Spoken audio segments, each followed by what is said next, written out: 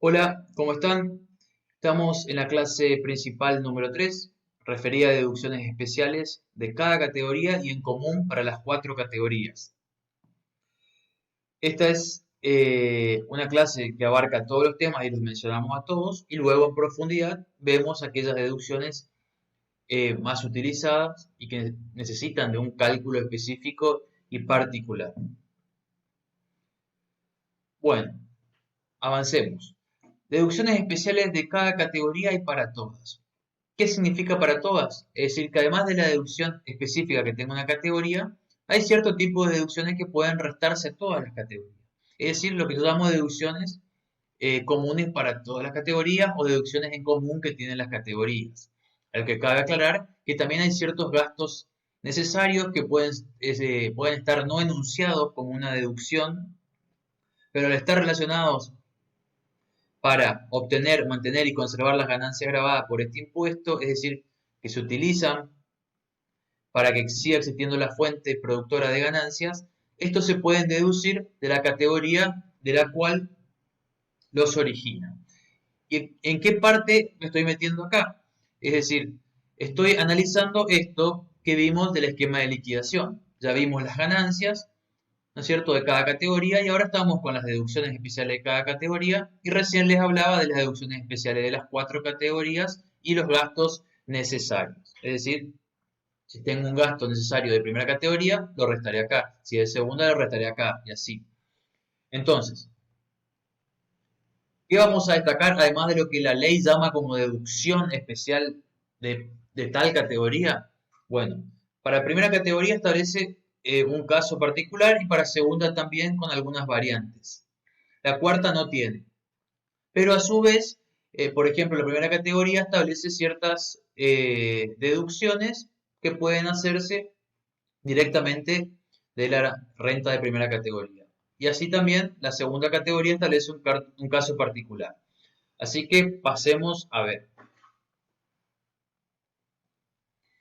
Deducción especial de primera categoría, por más que la ley diga deducciones especiales de primera categoría, el caso que tenemos es el de gastos de mantenimiento presuntos o reales típicamente enunciado. ¿Qué quiere decir?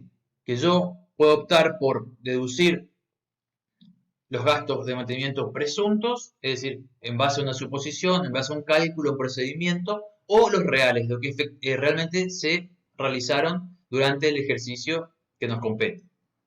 Por lo tanto, ¿qué tengo que tener en cuenta en esto? Que sea la opción que yo opte, voy a tener que utilizarla por 5 años. Es decir, decido utilizar el procedimiento de gasto de mantenimiento presunto y bueno, lo utilizaré por 5 años. Decidí aplicar la deducción de los gastos reales que voy realizando durante 5 años. ¿Qué particularidad tiene el gasto, la deducción especial de gasto de mantenimiento presunto? Que solo se aplica a inmuebles urbanos. Por lo tanto, se considera que en la doctrina que el cálculo de estos se aplica sobre las ganancias que producen los inmuebles urbanos. Entonces, ¿cómo calculamos los gastos de mantenimiento presunto de acuerdo a lo que dice la ley? Es el 5% sobre las ganancias grabadas que producen los inmuebles. Por lo tanto, una vez que tengamos todas las ganancias de primera categoría relacionadas con inmuebles urbanos, vamos a aplicar ese 5%. Y cuando hablo de todas las ganancias me refiero a todas, incluso esos impuestos que pagó el inquilino a mi nombre, incluso el caso de una mejora que haya que reconocer, todo lo que se considere ganancia de primera categoría relacionada con inmuebles urbanos, forma parte de ese conjunto el que le voy a aplicar el 5% que voy a restar como gastos de mantenimiento presunto. Bien, ¿por qué les nombro los otros aspectos? Porque como estaba mencionado en el artículo 111 del decreto, luego de decir cuáles son todas las ganancias para llegar a la ganancia bruta, dice cuáles son las cuestiones que se pueden tomar como deducciones a los efectos de determinar la ganancia neta de la primera categoría. Y nos habla de impuestos y tasas que graben el inmueble, de amortizaciones, gastos de mantenimiento propio de estos inmuebles que generen ganancias, intereses devengados por deudas hipotecarias, así como intereses que se generen por la compra, ¿no es cierto?, diferida por la pavimentación o la contribución de mejoras, y la prima de seguros sobre estos inmuebles que producen ganancias. Bien, por eso digo que hay una sola deducción especial, pero hay muchas deducciones establecidas para la primera categoría que, como van a ver, se relacionan mucho con los que son el común de las cuatro. Pasemos a la segunda. También tiene una sola deducción, pero con diferentes variantes. Entonces decidí dejar el título como deducciones especiales de segunda categoría. ¿A qué apunta esta deducción? Aquellos beneficiarios de regalías que encuadren en la segunda categoría. Es decir, aquellos que sean personas humanas, acciones indivisas, que no sean habitualistas, es decir, que sean personas que obtienen ganancias de segunda y no que ellas sean ganancias de tercera, porque esto no se aplicaría para aquellos casos de sujetos que obtengan ganancias de tercera.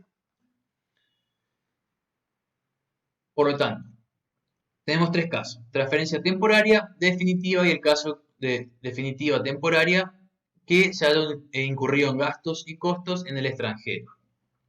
¿Por qué habla de gastos y costos? Porque bien, nosotros podemos adquirir un bien y adecuarlo para que genere regalías, o bien realizar una invención, patentar algo, y en eso incurrimos en gastos, o a veces incurrimos en costos, ¿no es cierto? O a veces simplemente compramos un bien y bueno, de alguna manera transferimos un derecho que produce regalías.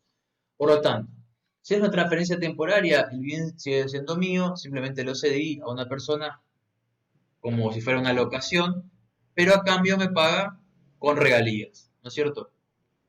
Lo que me dice la ley es, bueno, el bien sigue siendo tuyo, simplemente tomate la amortización de ese bien. Por otro lado, cuando hay una transferencia definitiva, la ley me permite que yo vaya deduciendo importes hasta agotar el capital que invertí. Es decir, cuando hablo de capital invertido me refiero justamente a esto. Puede ser que tenga gastos de investigación y desarrollo, que tenga que habilitar eh, el bien, que tenga que hacer diferentes cuestiones para una patente, para otra, lo que ustedes se puedan imaginar que le vaya a producir regalías, o tan solo la compra de un bien, como suele ser el ejemplo que utilizamos en la práctica para entender este caso. Me dice que en este caso, cuando me paguen regalías de esas sumas percibidas, me puedo restar el 25%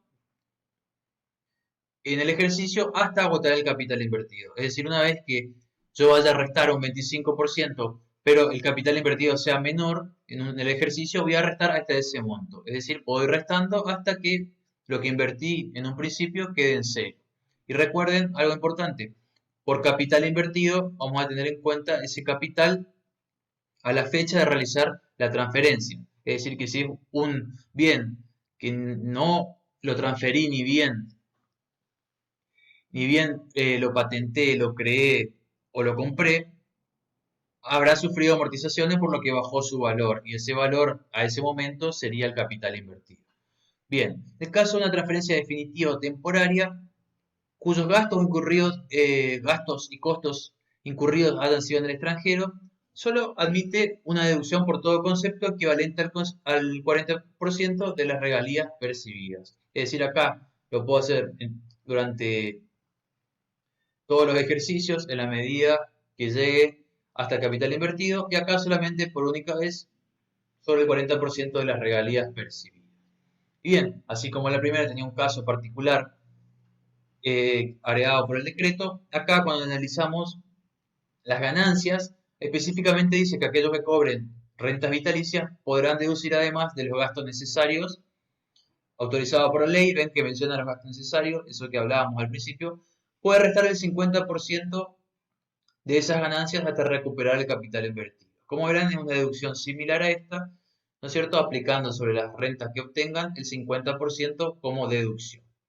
No hay más complicación sobre esto, así que como cuarta categoría no tiene deducción especial, se rija por los gastos necesarios relacionados a la fuente que genera actividades grabadas.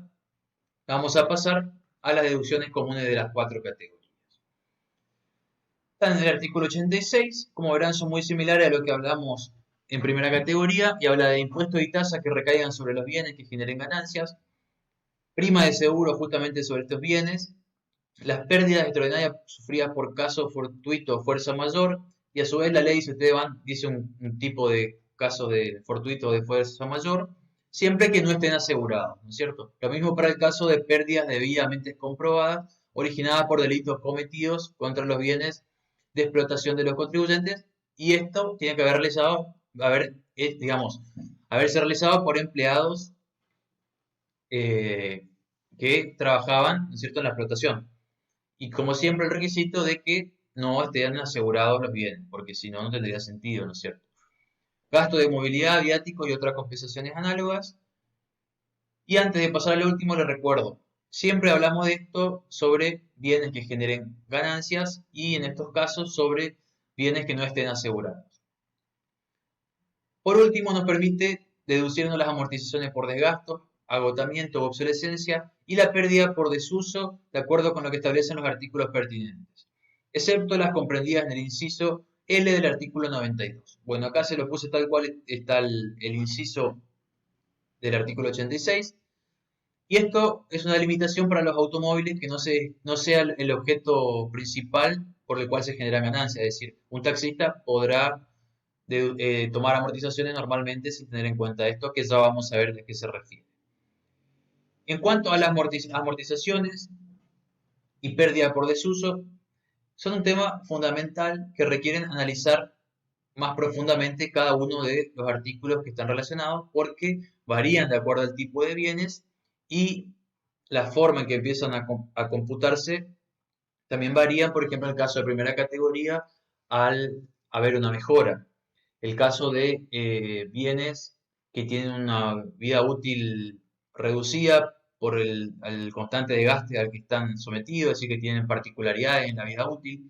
Así que el tema de amortizaciones va a estar dado en una clase particular donde vamos a tomar cómo se amortizan bienes inmuebles, cómo se amortizan bienes muebles y algunas cuestiones particulares que va a quedar como una clase de consulta constante, es decir, sin referencia a alguna cuestión particular del curso, sino que tienen que tenerla para acceder constantemente. Por eso simplemente va a decir clase extra de amortización. Los demás casos los vamos a ir aplicando en la práctica porque es la mejor forma de entenderlos. Así que nos estamos viendo en la próxima clase. Espero que hayan entendido esto. Chao, chao.